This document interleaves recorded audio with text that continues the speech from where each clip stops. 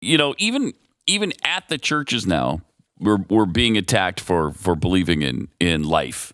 And, it seems like life is something that would be okay to believe in. The babies should be born. It'd be okay with most people. And apparently that's not the case in the United States in the year 2019. It's not okay that you believe in life and want babies to live. Yeah, it was really interesting being off for a few days and talking outside of these walls, because here we've talked about the life issue for a very long time, and I'm sure you know that if you listen. But it's interesting how that's breaking through as far as the conversation outside now. I think it's one of the big political topics right now, which usually means something bad. Usually at the end of the day, when a normal political conversation turns into the conversation you're having outside in normal person-to-person interaction, a lot of times what it turns into is a nonstop politics. Good example of this is the trade issue. Like for years and years and years, it was unions and Democrats saying we need tariffs and restrictions on trade, and Republicans saying we don't need tariffs and we don't want restrictions on trade, we want free trade. And that was sort of the wonky sort of think tank debate that went on for a really, really long time. And then Donald Trump has come out, and he's obviously much more friendly to tariffs and trade restrictions. And now it just turned into teams.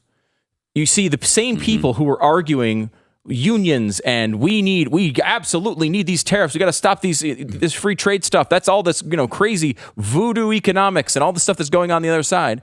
And then now it's like, well, it's just become people who like Trump back him on it, and people who don't like Trump attack him on it. It's just people have just switched sides. And I think when you define, especially with someone like Trump, who's so good at like taking an issue and owning it, he just is so he has such an ability to be able to just dominate a conversation. And people, you see it on cable news all the time. They can't agree with anything he says, no matter what it is, even if it's a position they've held for 50 years. They can't agree with him. Right. So it just turns into this team thing. And I'm afraid at some level that's happening with abortion here, where again, like if you look at the polling on abortion, this third trimester abortion, which has been the general focus of this debate, is 84-14 against. The American people despise third-term abortion. They always have. Everyone knows it's a horrific, horrific thing. 84% of Americans don't agree on the sky being blue. Yeah. Really, almost that's nothing. That's an incredible number of people to agree. There's almost nothing in our political debate that is so universal. You could almost say that's unanimous. That's every right-thinking person in America believes that late-term abortion isn't right. And that's not, Governor Northam, after they're born, they'll make a decision on whether you keep them alive. It's not even 5 minutes before birth. It's third trimester. So you're talking, month 7. You're like, month 7. That's way earlier than the types of things that Democratic candidates are involved in. And think about this for a second. You have something that's unpopular with, to the level of 84%. And the Democrats have pulled out 24 candidates, and not one of them will say that that's wrong. Not one of them. That's staggering. Staggering.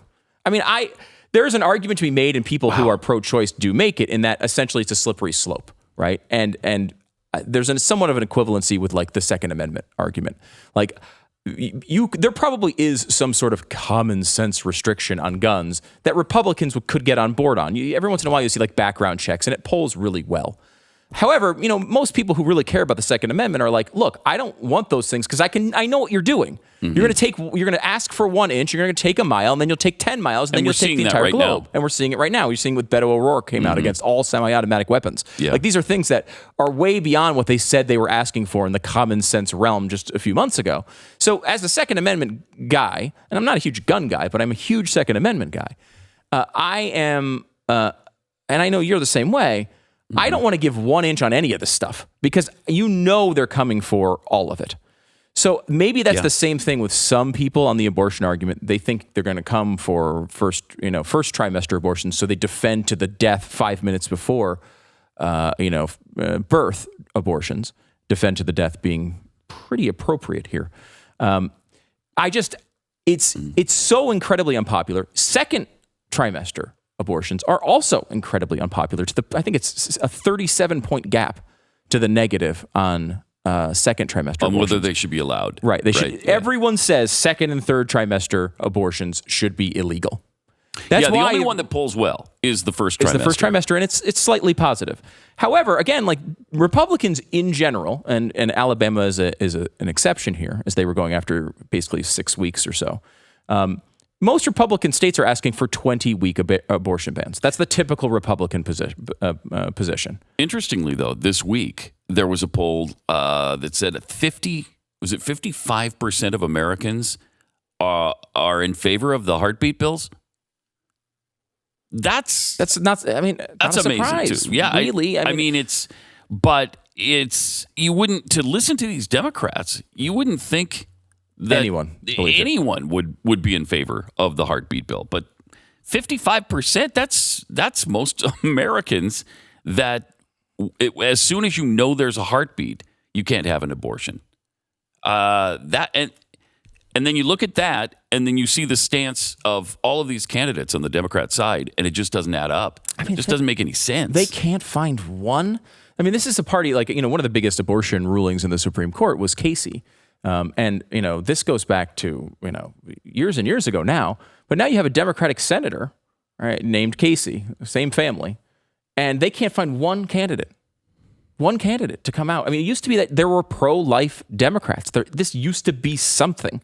And while it was always hard for us to understand, because how can you be on the side of the party that's fighting for unlimited abortions? They still had them. Mm-hmm. Now we're at the point where can you even enter this race if you happen to be pro-life? I don't think so. I don't think you can even enter it. I don't know if you can enter the Democrat Party if you're pro-life anymore.